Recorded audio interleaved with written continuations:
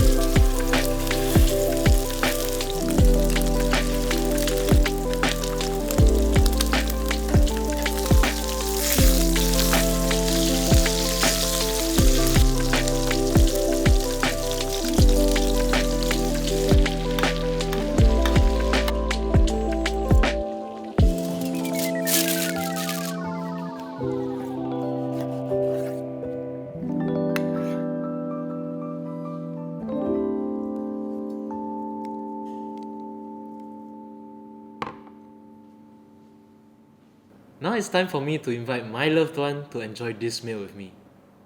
Dixon!